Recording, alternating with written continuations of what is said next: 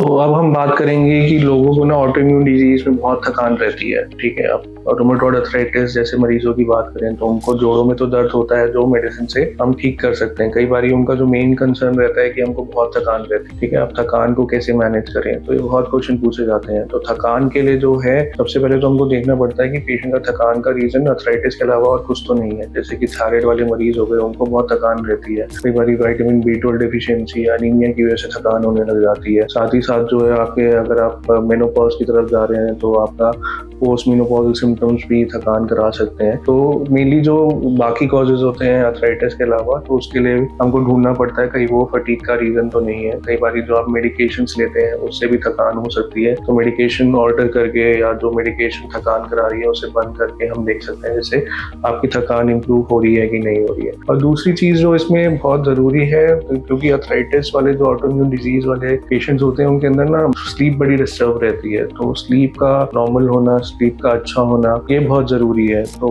जब भी आप सोते हैं तो एक ही टाइम पे सोइए, एक ही टाइम पे जगिए। बाकी जो अपना स्क्रीन टाइम थोड़ा कम कीजिए। ज्यादा कैफीन जो है सोने से पहले, अल्कोहल सोने से पहले मत लीजिए। ठीक है, और अपना जो रूम है एकदम क्वाइट प्लेस में, वहाँ पे जो है शांति होनी चाहिए। तो लाइट से बिल्कुल डिम होनी चाहिए, यानी अंधेरा होना चाहिए, तभी आप एक अच्छी नींद ले सकते हैं। तो और फिर दूसरा होता है आप बैलेंस डाइट जरूर लें। ठीक है, बैलेंस डाइट यानी कि ज्यादा प्रोसेस चीजें अवॉइड कीजिए। जो शुगरी चीजें होती हैं जिसमें शुगर की मात्रा ज्यादा है, सॉल्ट की मात्रा ज्यादा है, ये सब चीजें कम कीजिए, क्योंकि प्रोसेस चीजें, एक्स्ट्रा सॉल्ट, एक्स्ट्रा शुगर भी इन्फ्लेमेशन बढ़ाती है, फटीग बढ़ाती है। तो ये चीजें भी हैं जो दिक्कत देती हैं और ऑटोइम्यून डिजीज में फटीग कराती है। फिर आता है स्ट्रेस। स्ट्रेस जो है फटीग को बहुत ज्यादा बढ़ाता है। ठीक है, तो एंजाइटी, डिप्रेशन, इन चीजों से भी फटीग बहुत ज्यादा बढ़ता है। तो इसके लिए जो है आप मेडिटेशन कर सकते हैं, आप डीप ब्रीथिंग कर सकते हैं, और थोड़े सपोर्ट ग्रुप्स होते हैं जिसमें सेम तरह के पेशेंट्स हैं। जैसे रूमेटॉइड अर्थराइटिस के सपोर्ट ग्रुप हैं, आप किसी और को जानते हैं जो रूमेटॉइड अर्थराइटिस से ग्रस्त हैं, तो आप उनके जीवन के बारे में जान सकते हैं, वो कैसे उस चीज को टैकल कर रहे हैं। तो उससे भी काफी आपकी लाइफ में इम्प्रूवमेंट आ सकती है। फिर जो है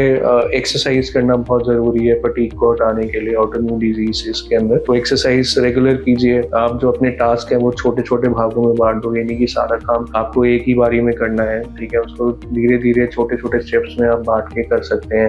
ठीक है, अपनी जो बैठते हैं तो बैक को स्ट्रेट रखें। ठीक है, बाकी जो है योगा, ये सारी चीज़ें आप कर सकते हैं। ठीक है, फिर साइकिलिंग कर सकते हैं, स्विमिंग कर सकते हैं। बड़ी लो इम्पैक्ट एक्सरसाइजेज होती हैं जो आपको हेल्प कर सकती हैं। और ऑटोइम्यून डिजीज में अगर हमने सारे कॉजेज रूल आउट कर लिए हैं, आपको जो है थायराइड नहीं है, B12 की कमी नहीं है, एनीमिया नहीं है, बाकी चीज़ें नहीं है जो थकान करा सकती हैं, तो थकान अगर आप अपनी दवाइयाँ नहीं ले रहे हैं अर्थराइटिस की, ऑटोइम्यून डिजीज की, तो उससे भी थकान बढ़ती है। और जैसे ही ऑटोइम्यून डिजीज की दवाइयाँ हम देते हैं तो थकान कम होने लग जाती है। तो ये सारे रीज़न होते हैं जो थकान कराते हैं। और थोड़ा बहुत मैंने बताया कि आप इस थकान को कैसे मैनेज कर सकते हैं। तो अगर आपको और भी क्वेश्चंस लगते हैं, अगर आप पूछना चाहते हैं, तो हमको ज़रूर फॉलो करते रहें।